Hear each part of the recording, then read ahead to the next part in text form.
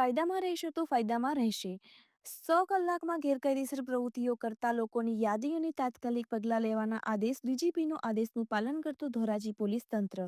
ગુજરાતના ડીજીપીની કડક સૂચનાથી ગુનાહિત ઇતિહાસ ધરાવતા લોકો ઉપર તાત્કાલિક પગલાં લેવામાં તેના સંદર્ભે ધોરાજી પોલીસ તંત્ર એક્શન મોડમાં આવી ગયું છે અને ડીજીપીની સૂચનાનું પાલન કરવાનું ધોરાજી પોલીસ તંત્રએ શ્રી ગણેશ કરી પણ લીધા છે.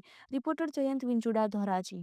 ગુજરાત રાજ્યના માનનીય ડીજીપી સાહેબના નિર્દેશ મુજબ ધોરાજી સબ ડિવિઝનમાં 100 કલાક માટે ધોરાજી સબ ડિવિઝનના આખા ગુનેગારો ખિલાફે જો છે કડક કાર્યવાહી મિશન મોડમાં કરવામાં આવી રહી છે. રાજકોટ ગ્રામ્યના માનનીય પોલીસ અધિક્ષક સાહેબના માર્ગદર્શન હેઠળ હવે સુધી ધોરાજી સબ ડિવિઝનમાં જેમાં 5 પોલીસ સ્ટેશન આવડે છે: ધોરાજી સિટી, ધોરાજી તાલુકા, ઉપલેટા, ભાયાવદર અને પાટણવા. આમાં 8 જેટલા જો છે ઇલીગલ વીજ કનેક્શન કાપવામાં આવેલ છે. ઇલેક્ટ્રિસિટી એક્ટ હેઠળ પણ 2 કેસો કરવામાં આવેલ છે.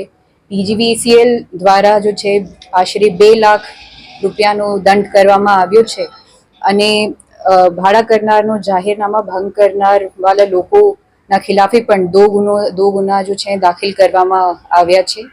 આના ખિલાફે ખનન માફિયા પણ પોલીસની કાર્યવાહી ચાલુ છે અને એમના પણ વાહનો પોલીસ દ્વારા જપ્ત કરવામાં આવેલ છે અને હવે ખાન ખનીજ વિભાગ દ્વારા એના ખિલાફે ફાઇનની કાર્યવાહી જો છે આ ચાલુ છે.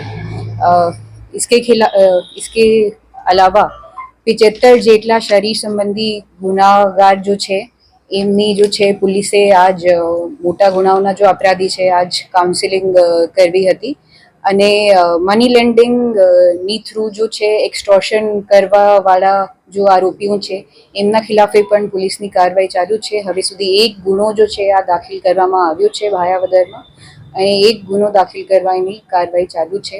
દબાણ, ગેરકાયદેસર દબાણ કરવા વાળા લોકો પણ પોલીસની કાર્યવાહી ચાલુ છે. હવે સુધી જો છે 2 નોટિસ આપવામાં આવી ચૂકા છે અને 2 જગ્યાઓ પણ તંત્રની કાર્યવાહી જો છે દબાણ રિમૂવલ માટે ચાલુ છે.